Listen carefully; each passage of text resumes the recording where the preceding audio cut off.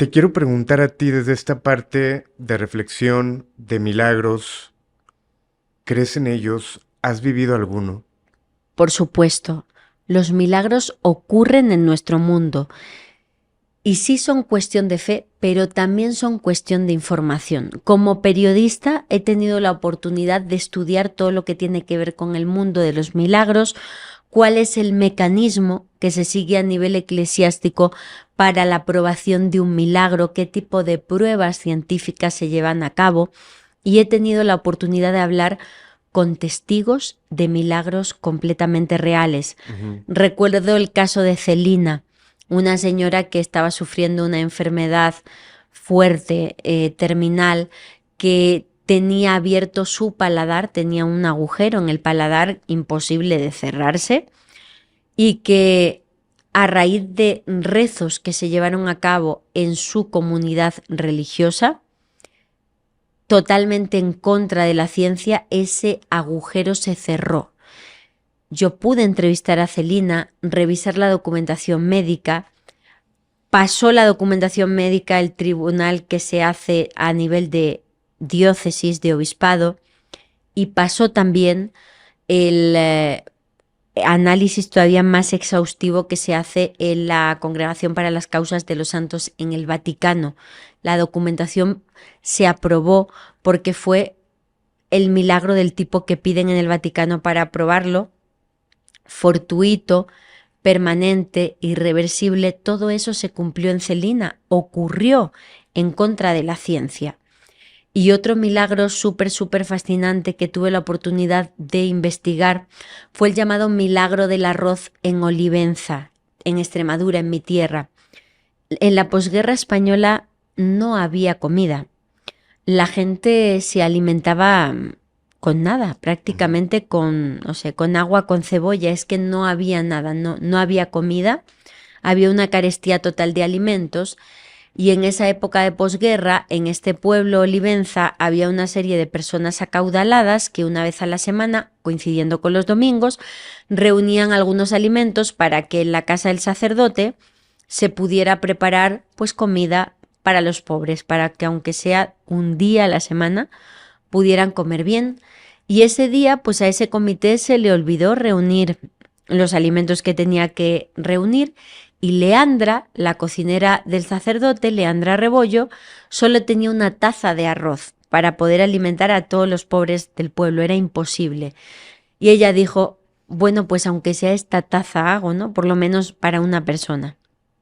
Ella pone el agua a hervir, echa la taza de arroz y se va a sus quehaceres. Cuando regresa, el arroz está rebosando de la olla. No era la cantidad que Leandra había puesto. Y a todo esto, antes de ella irse, implora o eleva una oración a un santo que era de su pueblo. Era una persona española que había emigrado a Lima, Perú, y que se había hecho santa en Lima, Perú, San Juan Macías, muy vinculado siempre a la ayuda de los pobres. Era beato por aquel entonces, y después de echar la taza de arroz, Leandra dice, ay beato, hoy tus pobres sin comida.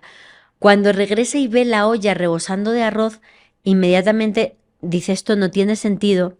Avisan al sacerdote, avisan a las autoridades del pueblo, y fueron cientos y cientos de personas, Alain, las que durante un montón de horas vieron salir arroz sin parar de esa olla. En ningún momento le renovaron el agua, le echaron aceite, le echaron condimentos, en ningún momento Wow. renovaron el fuego porque era de carbón en aquellos momentos la cocina. Y cuando todos, lo que hacía el sacerdote iba trasvasando el arroz a otros recipientes y se iba repartiendo entre los pobres.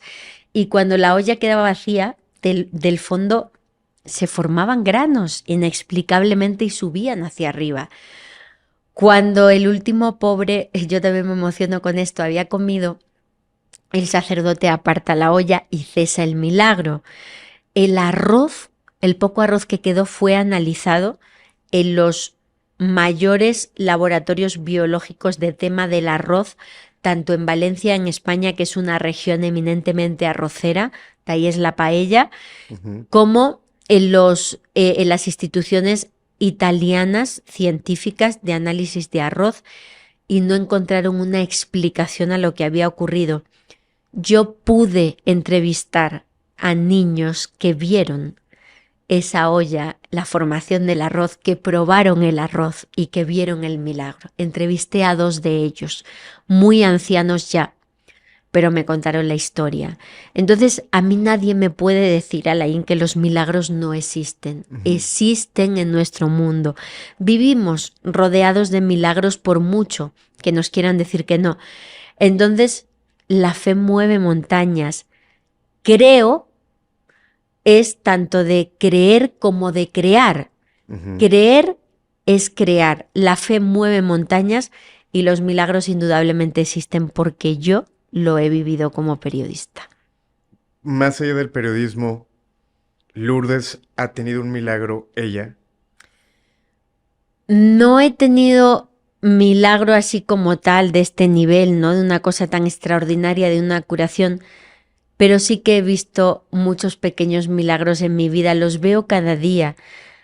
Déjame decirte que cada programa que voy estrenando de mi podcast, de alguna manera es un pequeño milagro porque me dejo llevar para elegir los temas por las señales.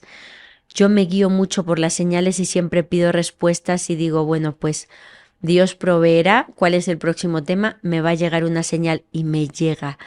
Lo que tengo que ir estrenando, lo que tengo que ir investigando, voy guiada por esas señales de la divinidad. O incluso en investigaciones como la aparición de Garabandal, una aparición mariana súper importante de los años 60 en España. Yo me había resistido a escribir sobre ella porque me parecía un tema complejo, a pesar de que lo había investigado mucho. Y cuando mucha gente me pidió, por ejemplo, para el podcast, que hablara de Garabandal, yo, a pesar de que la gente me decía, es que ese tema va a funcionar, es que ese tema va a funcionar, es que a mí eso no me importa, yo no voy a hacer algo si realmente no estoy preparada para ello. Y pedí, imploré, hice una petición y dije, Dios mío, si tengo que hacer esto de Garabandal, ok, no quiero escribirlo como periodista, quiero vivir Garabandal para poder volcar en el podcast lo que es Garabandal y no equivocarme ni a favor ni en contra, ¿no? Quiero vivir Garabandal. Ese mismo día que yo hice esa petición, Alain, me escribe una persona por Instagram diciendo que vive en la Ciudad de México, que es una familiar de una de las principales videntes de Garabandal y que necesita verme. Quedo con ella y me dice, yo te he buscado y quería hablar contigo porque tú relacionas las apariciones marianas y los ovnis. Y yo dije, no, Dios mío. Un reclamo más. Digo, Dios mío. Y le dije, pues sí, es que yo veo un vínculo, digo, pero muy respetuoso. Y me dice, no, espera. Dice, yo estoy aquí para decirte que no estás equivocada y que en Garabandal también las niñas vieron luces triangulares. Y la semana que viene va a estar en la Ciudad de México Jacinta, una de las videntes, y me gustaría que la conocieras. Eso el mismo día que yo hago la petición a Dios de que necesito vivir Garabandal. La semana siguiente llega Jacinta a la Ciudad de México, una de las principales videntes de la aparición. Las niñas cuando entraban en trance, algunas llevaban una cruz y en estado de trance acercaban esa cruz a la boca de la gente para que la besara. Yo pedí a Dios, quiero vivir Garabandal. ¿Tú sabes qué es una de las cosas que hizo Jacinta? Sacar la cruz que llevaba en las apariciones y ponerla en mi boca. Yo viví Garabandal y por eso pude escribir ese episodio Noche de Lluvia. Entonces sí, me siento bendecida porque semana tras semana busco esas señales. No es porque yo sea especial, es porque he aprendido a cambiar mi mirada y a dejarme llevar o guiar por ella. Y va guiando mis pasos y cada cosa que voy haciendo me la van marcando. No soy especial, todos lo podemos hacer, solo se trata de confiar y de lo que siempre me ha dicho también mi maestro Ignacio de Arnaude, pedid y se os dará. Si tú quieres algo, pídelo, pídelo de verdad y con fe, te va a llegar y estate atento a las señales, eso es lo que yo hago.